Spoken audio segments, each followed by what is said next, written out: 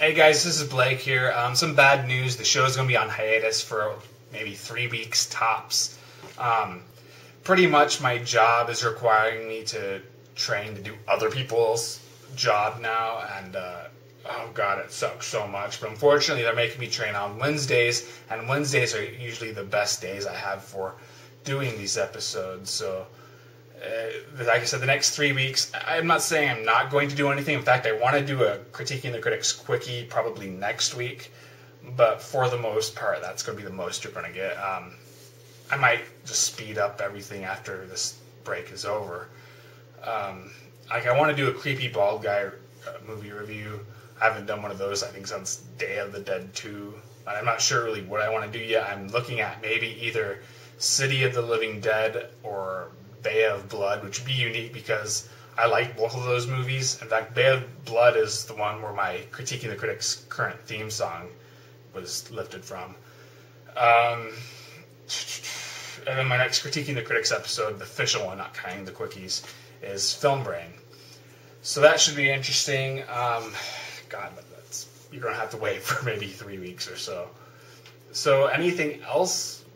Well, I guess to make up for the time, because I don't want to release a 1.5 minute video on this, I'll just talk about some of the movies that I've seen that have come out that I didn't do official reviews on. The last one I just saw was The Green Lantern. I always get The Green Lantern and The Green Hornet confused. In fact, I don't even think you say the before Green Lantern. But I always get the names confused, even though they're completely different kinds of movies. Green Lantern, it was okay for what it was. Like everybody else, it's not really that good, but I wouldn't say it's notably bad either. For me, like the lowest of comic book movies out there would probably be Elektra or Batman and Robin. And I didn't like Batman Forever either. But this one, I thought it was a few steps up above those. See, with movies, I noticed with certain spectacles, I really like movies with a lot of vibrant, noticeable colors. I think too many movies these days always have to feel like they have to be The Road or The Book of Eli. Real dark and drab with its color scheme, and I think it just makes most of these movies look boring, even though I thought The Road and Book of Eli were both really good. And like Robin Hood, I could not get into that movie because I just thought it looked so boring. It was just boring to look at, and the story was boring too, so it was just a really bland, average movie at best. But this one, it has like plenty of interesting color contrasts. I love its use of green and how it plays off of other colors like red or purple. Just really nice, really pretty to look at. Even when the special effects aren't really that convincing, like it's not like Avatar, which also had some really nice colors, but all the special effects looked really realistic. This one sometimes looks pretty phony.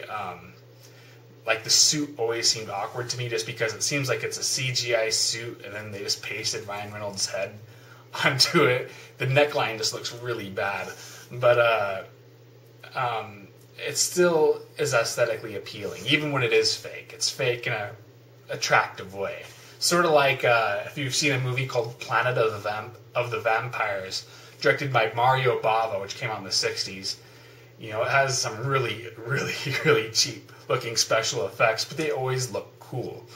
And so I really like the Green Lantern based on that. I know the action scenes are pretty good too. But the problem is the script itself is just painfully conventional.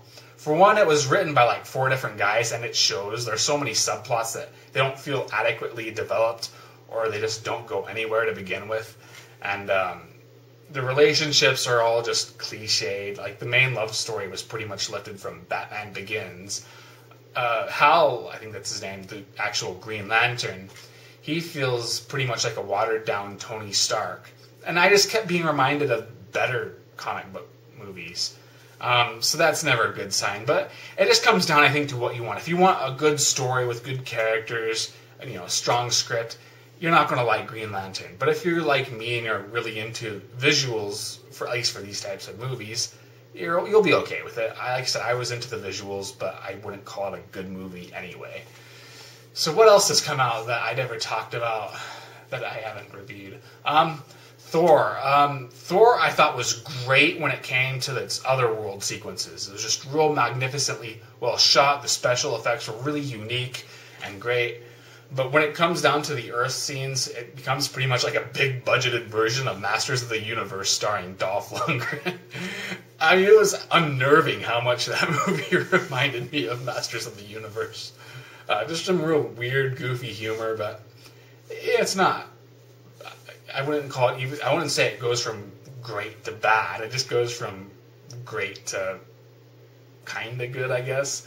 But I'd still say Thor was a pretty good movie. It wasn't, I think, one of the best out there, but I enjoyed it all the same. Pirates of the Caribbean was the main disappointment for me. I actually liked the first three movies, but I will say that they got worse in terms of story. I mean, I thought the first one was good. I liked the second one even more. But the third one, I mean, the story just spiraled out of control, and I thought it was probably the right decision to get a new director. But this one just lacked all that I liked about the Pirates of movies, but at the same time had the same weaknesses. There's so many pointless plot tumors, so many subplots just never go anywhere. The characters, other than Jack Sparrow, are kind of bland. I didn't really care for Blackbeard, even though I usually like Ian McShane, who plays him. But like I said, what really I think made the Pirates movies really good was the spectacle. I loved its cinematography, its locations. Once again, the real unique colors. And this one just didn't really have any of that. It just was always filmed at night, so I don't even know why the fuck they filmed it in 3D. I didn't see it in 3D though, but I always figure if it's at night, it's not going to work. It just... There's nothing appealing in that movie for me. I just thought it was really, really mediocre. So what else was there? Hangover 2, like everybody else, I'm going to say that I thought it was funny, but it was pretty much just a rehash of the first one. Still worth watching if you like the first one, though. I still enjoyed it. Otherwise, I can't really think of anything else that's out. I just watched Neil Marshall's Centurion on DVD. That was pretty good. Non-stop action. I'd recommend it. I